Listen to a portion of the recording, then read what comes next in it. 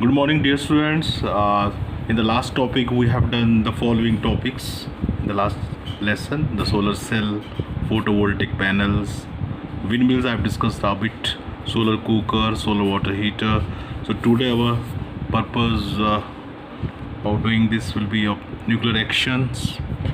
About solar cell, I would like to show it's a solar panel. I am showing you. Yes, various solar cells, all connected in series.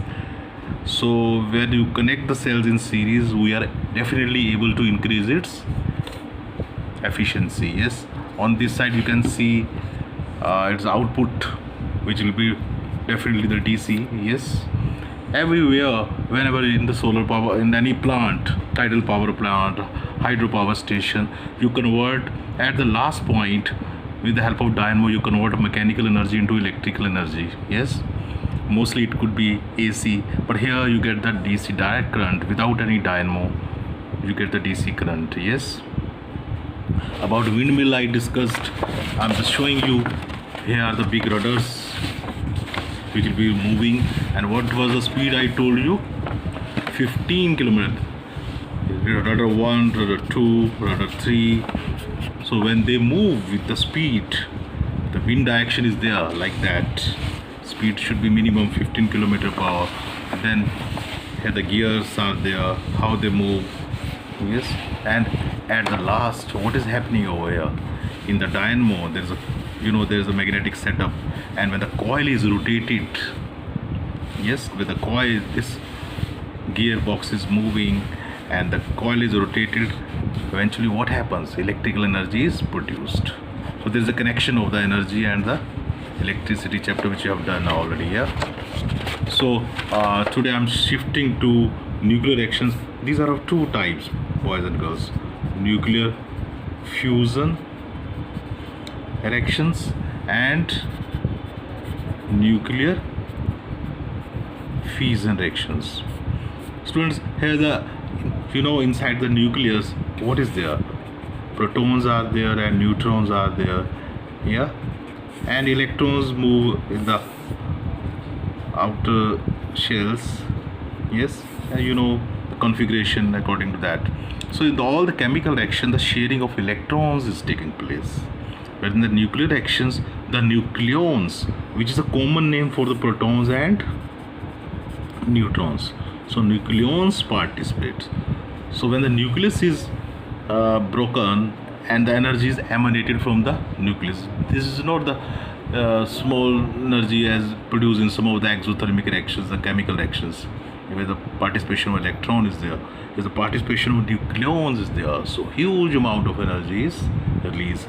So I say I'm taking the isotope of hydrogen, that is the deuterium.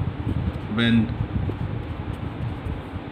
one such nucleus and another nucleus of similar, they combine together, they make the huge nucleus. So when the two smaller nuclei fuse together, we get the bigger nucleus. Here it's of helium. 1 plus 1 2, 2 plus 2 4. So mass number is balanced, and here sum of atomic number, that's balanced, and energy is produced. So here's a new element is being formed. It's unlike the chemical reaction. The sodium is on the reactant side, that was sodium on the product side. So it's entirely different. So it's the principle of the hydrogen bomb. When the two smaller nuclei fuse together, of course they fuse together at very high temperature, approximately 10 to the power 7 degrees C. Then these nuclei first break up themselves, then they form the one bigger nucleus, that is of alpha particle or the helium. Yes, the energy is produced.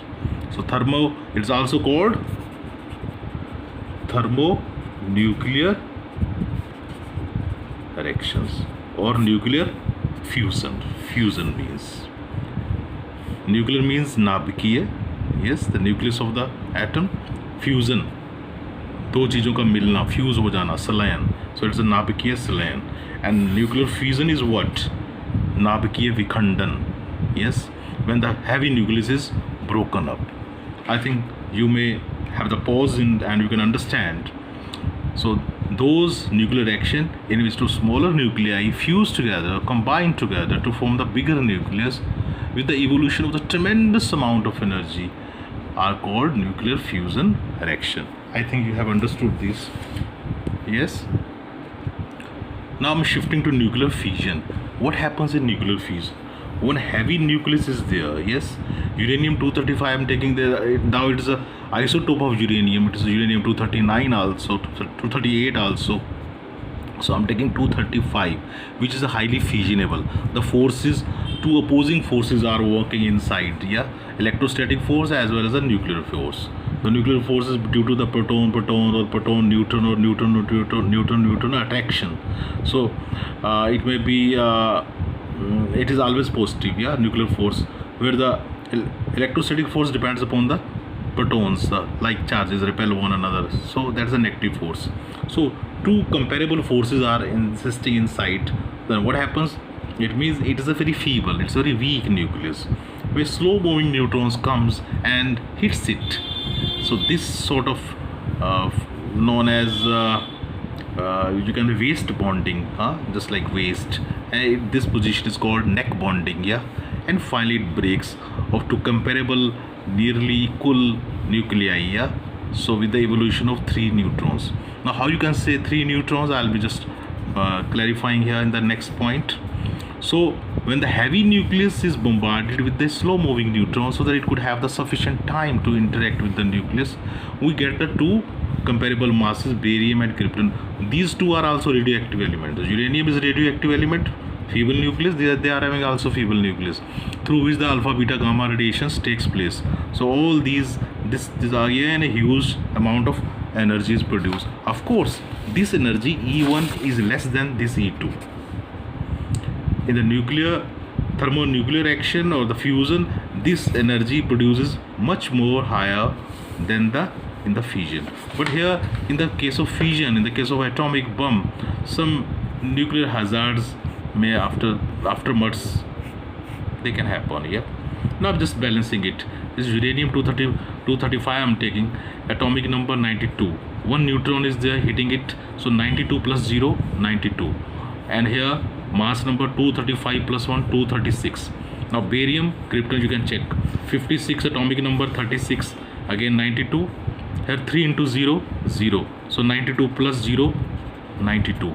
So here atomic number balanced, mass number 139 94 233, 3 into 1 3, so 236 is balanced and huge amount of energy is produced. So I'm giving the definition at the last.